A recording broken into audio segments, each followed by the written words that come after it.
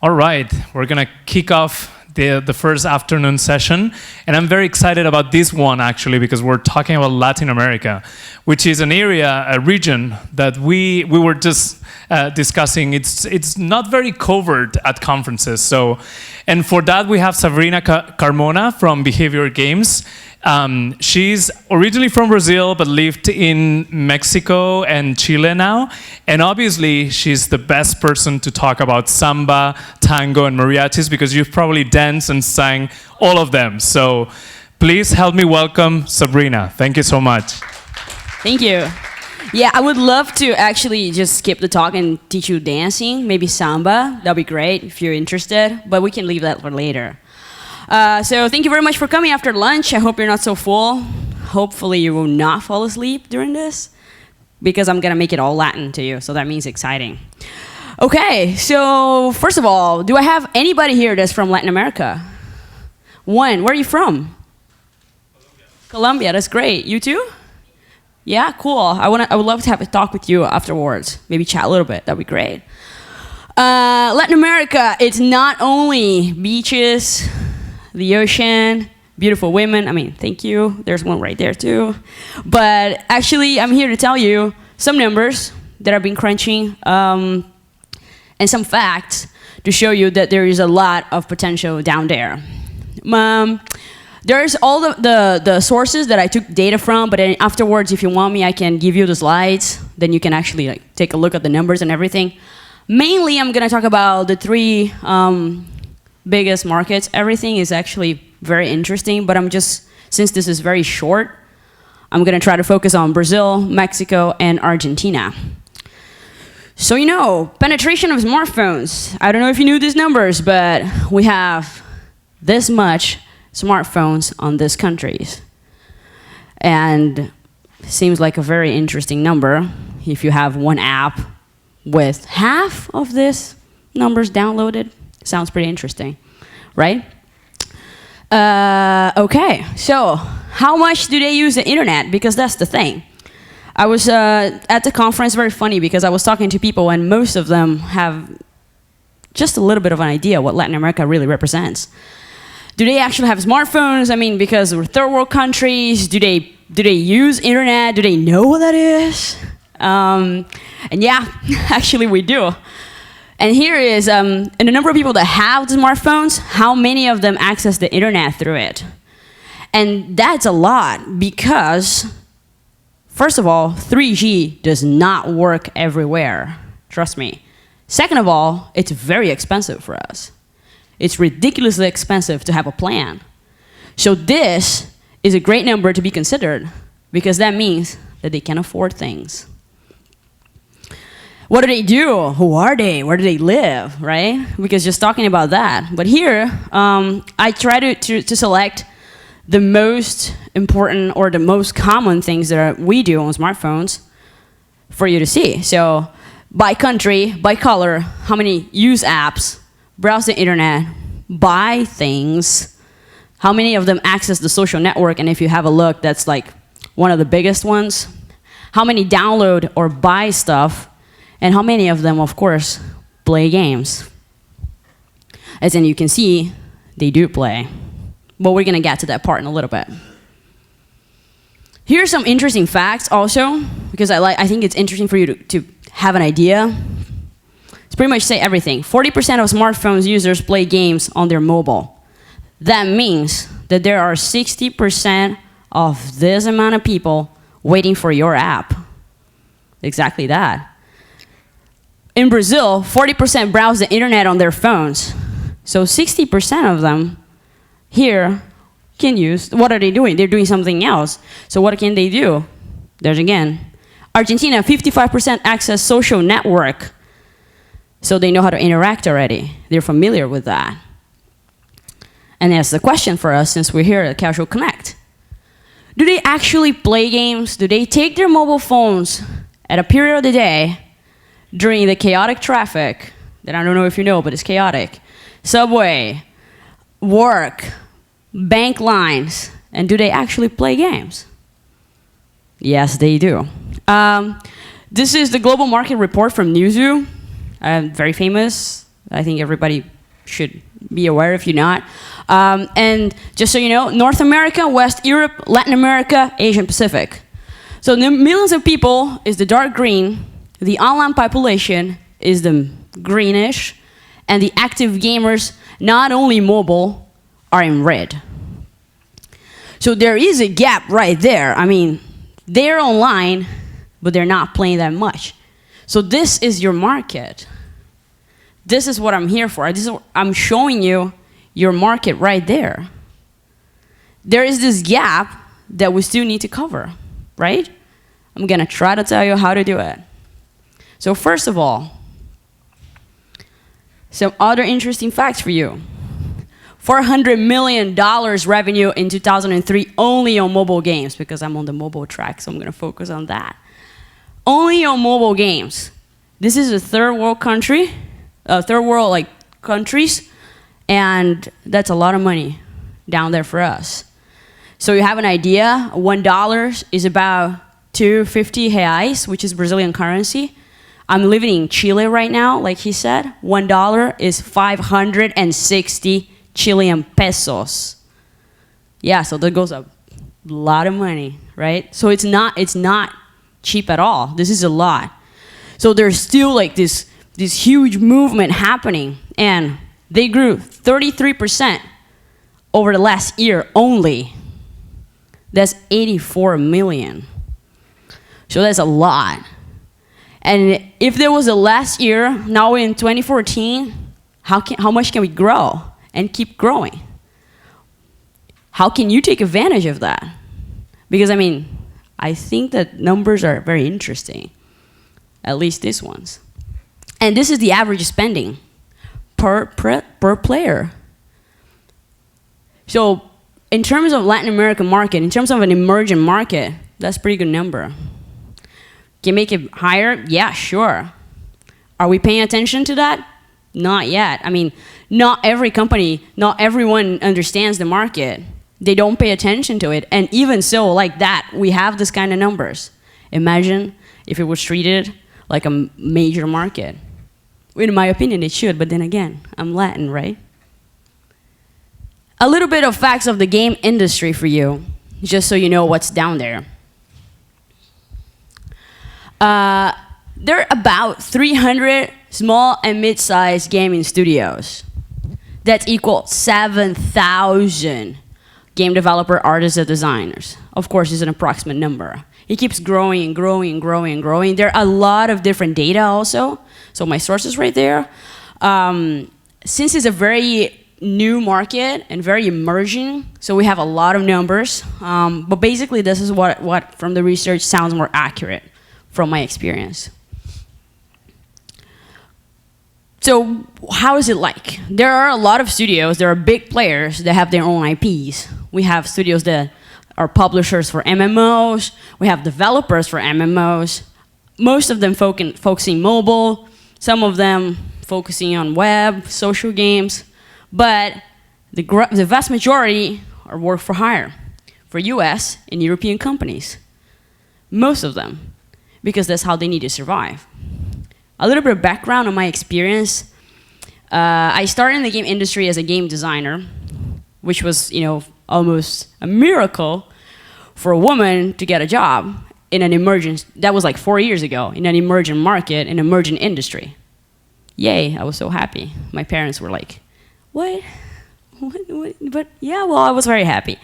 Working a lot of boys that, acted differently. They thought differently.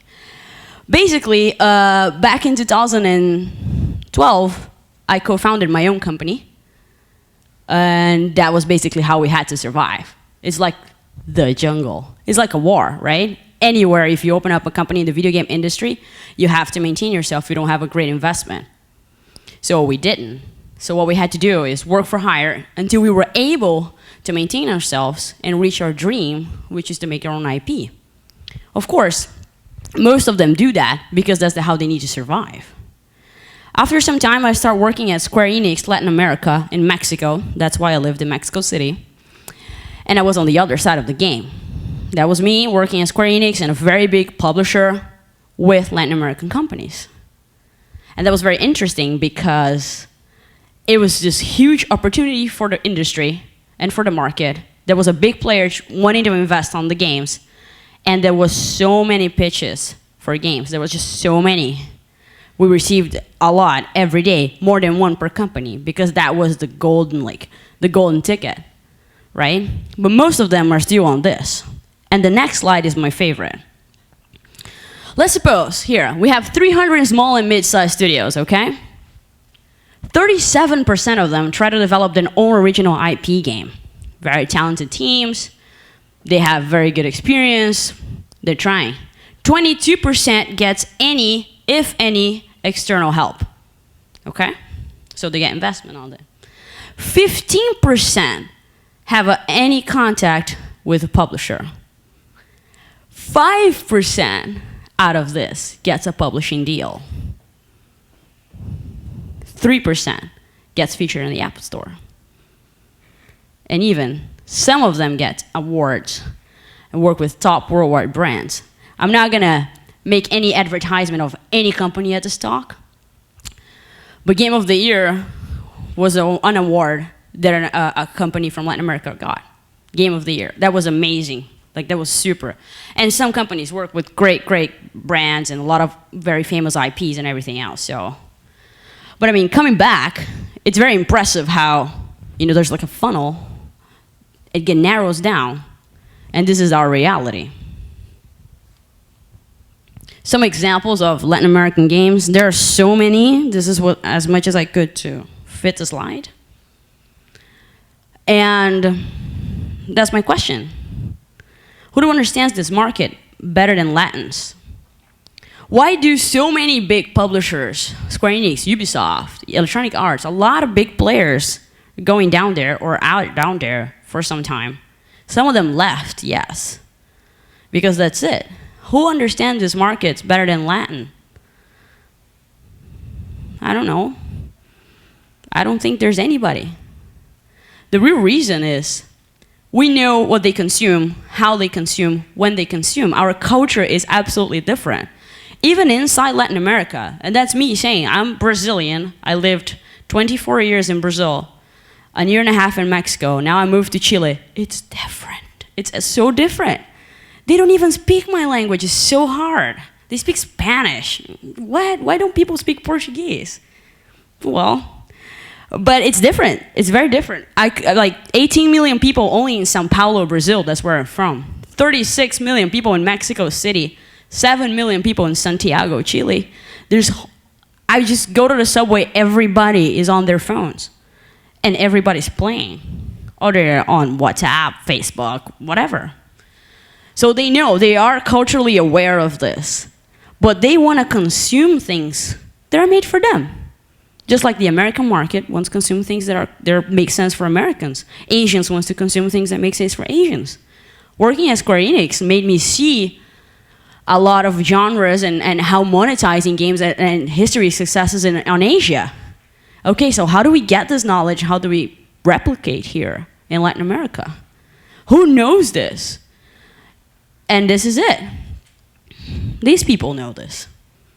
But they're so small, it's missing that little push and guidance that maybe people from markets that are already consolidated can give. Because consumers are right there. The next big thing, maybe. We do have an industry. We have very, very talented people down there.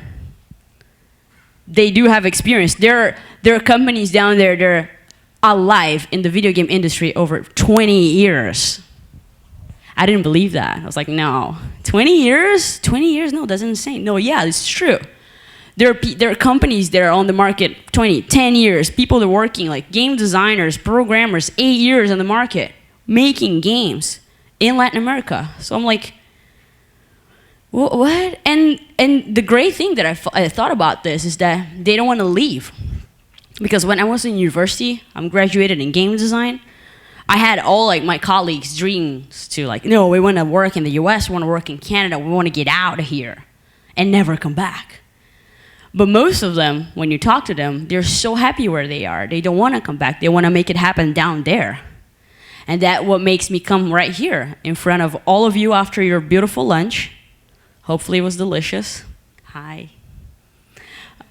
And tell you that we exist, we're right here, and we want to stay where we are.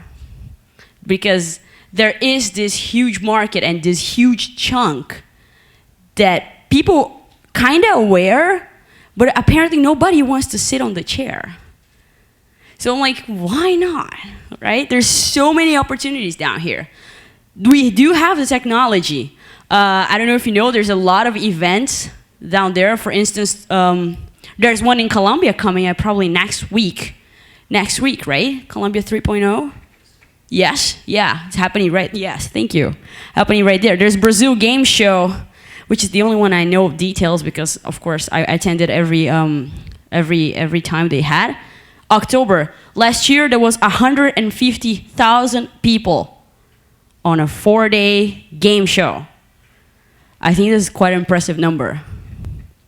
So all year, there's one in Argentina too, there's a very, very big. So all year long, they have this, they do have market, technology, experience, and what is the next big thing, right? So, I mean, I've been talking a lot. I don't want you to fall asleep. I see some people like very comfortable and cozy after lunch. So what I'm gonna do is I'm gonna open up for questions because I wanna answer I wanna give you the information that you came here for. Okay? Yes, thank you. So, questions, please. Yes.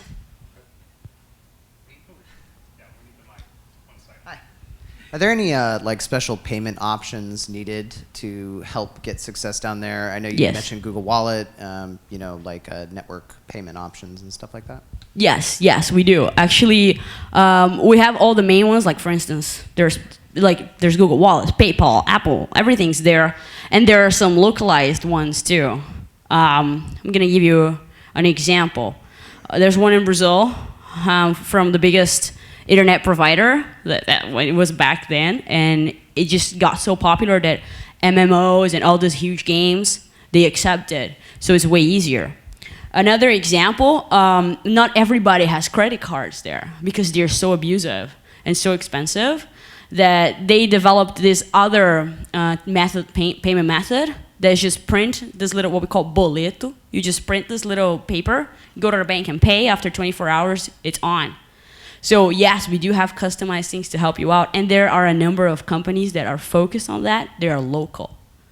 I can give you some context if you want later, of course. Okay. When you say most of the studios do work for hire, I mean, how do they? What's the average hourly rate, or what's the price compared, for example, from Asian studios? And I'm just curious because, as I said, I know nothing about Latin America. That's why I'm here. If they are mostly working for European and US studios, what's like the average salary in dollars in Latin America too? So I forgive the question. Okay, wow, that's a very tricky question. I was gonna tell how much people make. They make $1 million a month? No, plus food vouchers? No, I'm kidding. I'm just gonna tell you that they're considerably cheaper. They're to make a game. I mean, the company I work for, I didn't want to use an example, but the company I work for has a headquarters in Canada and a studio with 60 people down in Chile. So they're considerably cheaper. We can discuss that one-on-one later, though. Okay. Sabrina, I have one more question, actually, go ahead. Which has two components. Regarding payments, you talked about the boleto bancario. Do the app stores accept all these payments? Is there anything the App Store should be doing to accept more prepayment methods? Yeah, if I'm not mistaken, and then I can double check that, I do think Google accepts it. Okay. Apple doesn't though. It would be great because then you would reach the entire population because it doesn't matter if you have a credit card or a bank account. If you just print the slip, go to the bank, you have it. So there's a huge opportunity right there. Cool, thank you. If we have anyone from Apple, you just heard what's missing. My second question, in terms of games genres, what do the people in Latin America play, or at least let's talk about Brazil or Chile, the countries that you know well. What do people like to do? Are the charts very different from the US, for example? Yeah, actually I had all this info on the slides. It's just that I didn't have that much time and I wanted to talk to people, but So you know, it's like that. They're very new, right? So when you start, there was like this curve. Like, okay, they start very casual, then you go mid-core, then as long as you convert more players, you get to the hardcore, and they're able to get that. Casual gamers are the huge thing. Still, Candy Crush works very well there. Just giving you a very clear example, like giving you exactly the information you want. Candy Crush works very well, but I think the one second right there, Clash of Clans, is still, just so you know, like, it's not that it's old information, it's just that it takes longer to get there. So the trends that are here right now should still be the same trends that you should be working on for Latin America. Okay? Any other questions?